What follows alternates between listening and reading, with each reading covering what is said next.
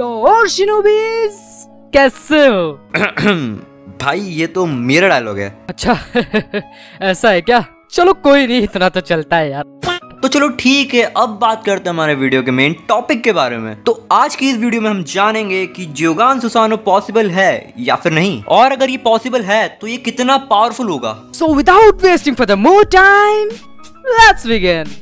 चलो भाई देखो अब मैं क्या करता हूँ। जैसे कि तुम्हें पता है कि सुसानो को सिर्फ मांगेक्यू शारिंगन यूजर्स यूज कर सकते हैं, जो कि उचिया क्लैन का केकेगेनकाई है। तो क्या जोगान जैसे कि ओसुजुकी गॉड का दो jutsu माना जाता है, और ये दो jutsu हमने अभी तक सिर्फ बोरुटो के पास ही देखा है। तो मेरे कहने का मतलब ये है कि बोरुटो की जोगान के पास भी क्या एक सुसानो हो सकता है, और ये एक्सप्लेन करने के लिए मैं बुलाना चाहूंगा मेरे काबिल दोस्त मतलब की साइपर को। तो व्यूअर्स, बहुत से फैंस का मानना है कि ये जो जोगान है basically it is the mother of all dojutsu. And इस चीज में ज्यादा डीप न जाते हुए चलो हम एक बार को मान भी लेते हैं कि हाँ ये बात सच है। देन फिर मांगेक्यू शारिंगन की एबिलिटी यानी सुसानो वो भी जोगान से जनरेट हुई होगी। एंड अगर ऐसा है देन क्या ये नहीं हो सकता कि जोगान का यूजर भी सुसानो यूज कर सकता हो? भाई मेरा एक क्वेश्चन है, जोगान सुसानो बिल्कुल सेम होगा मांगेक्यू शारिंगन वाले सुसानो जैसे, या फिर उसके में थोड़ा बहुत डिफरेंस होगा? Good question, you are a good question. क्योंकि तुमने अब ये सवाल मेरे से पूछा है देन इसका बहुत ही सिंपल आंसर है कि हाँ जोगान सुसानो कुछ पॉइंट्स पर डिफरेंट होगा नॉर्मल सुसानो से, लाइक उसके पावर्स, एबिलिटीज, डिफेंस एंड और भी बहुत सारे पॉइंट्स हो सकते हैं। क्योंकि हम तो जानते हैं किशिमोटो कब क्या सोचते हैं।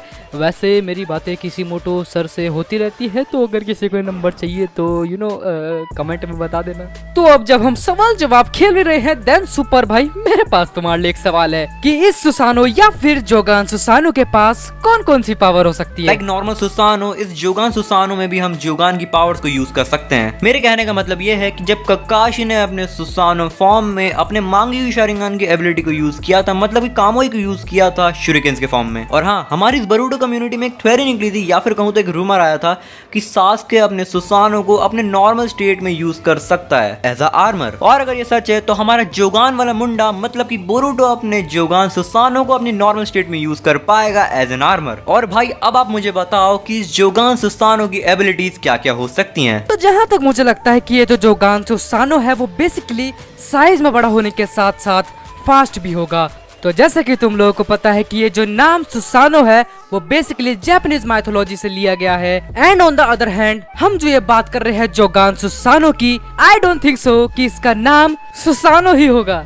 आई नो तुम्हें ये चीज बहुत ज्यादा कंफ्यूजिंग लग रही होगी, बट अगर मैं अपना थोड़ा सा भी दिमाग लगाऊं, क्योंकि भगवान ने कुछ ही लोगों को दिमाग दिया है, जिसकी वजह से मुझे लगता है कि ये जो जोगान सुसानो का नाम होगा वो भी जापानीज माइथोलॉजी से लिया जाएगा। क्योंकि जैसा कि हम जानते हैं नारुतो सीरीज के ऑलमोस्ट सारे ही कैरेक्टर्स जापानीज माइथोलॉजी से इंस्पायर्ड है। एंड जहाँ तक मुझे लगता है जोगान सुसानो इंस्पायर होगा फुजिन, राइजिन, हाचिमैन जैसे गॉड से। भाई बोरुटो का सुसानो इन गॉड से क्यों इंस्पायर होगा, इसका कोई रीजन है?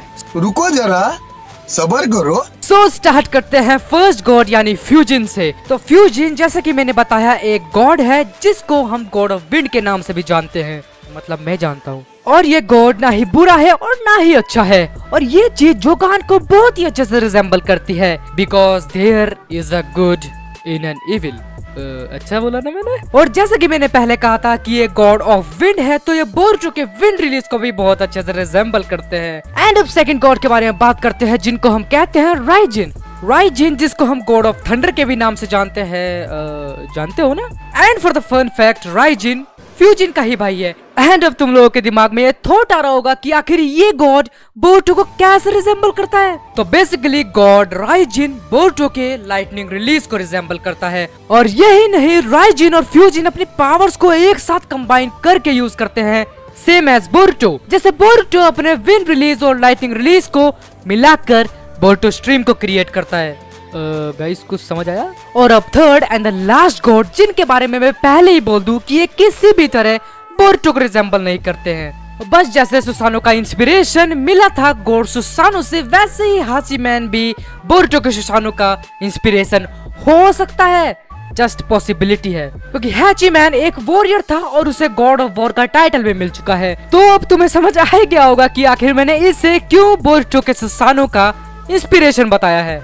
एंड अब सुपर भाई तुम मुझे बताओ कि आखिर ये बोरुतो सुसानो या फिर हैची मैन अरे जो भी है, इसका डिफेंस कैसे होगा? इस सुसानो का डिफेंस नॉर्मल सुसानो से बहुत ज्यादा स्ट्रांग होने वाला है, मतलब कि बहुत ज्यादा स्ट्रांग, क्योंकि हमने देखा है कि इशिकी ने साफ करके सुसानो के डिफेंस को बहुत ही आसानी से ब्रेक कर दिया था। और बोरुतो आगे जाके सीरीज में बहुत ज्यादा ही स्ट्रांग ओत्सुकी और ओत्सुकी गॉड से फाइट करने वाला है, तो ऑफ कोर्स इस सुसानो का डिफेंस बहुत ज्यादा स्ट्रांग होने वाला है। एंड लाइक नॉर्मल सुसानो, इसमें भी हम सेमी ह्यूमनॉइड फॉर्म और कुछ बॉडी पार्ट्स को समन कर सकते हैं। और भाई मुझे पता है कि तुम सबके मन में ढेर सारे क्वेश्चंस होंगे, लाइक कि बोरुतो अपनी एक आंख की जोगान से ही कैसे अपने जोगान सुसानो या फिर हाजी मानी या फिर ये जो भी है इसे कैसे समन कर सकता है। तुम्हारे सिंपल क्वेश्चन का एक बहुत ज्यादा ही सिंपल आंसर है, जैसा कि हमारे साइपर भाई ने कहा था कि सभी दो jutsus ओरिजिनेट हुए हैं जोगान से ही। और भाई तुम्हें पता है कि ये दो jutsu ओत्सुकी गॉड का दो jutsu है, तो इसके पास ये छोटे मोटे एडवांटेजेस तो होंगे ही। और भाई डिस्क्रिप्शन और मैंने कमेंट सेक्शन में साइपर भाई के चैनल का लिंक दे दिया है, जाके एक बार जरूर विजिट करना और सब्सक्राइब कर देना, क्योंकि भाई एडिटिंग और कंटेंट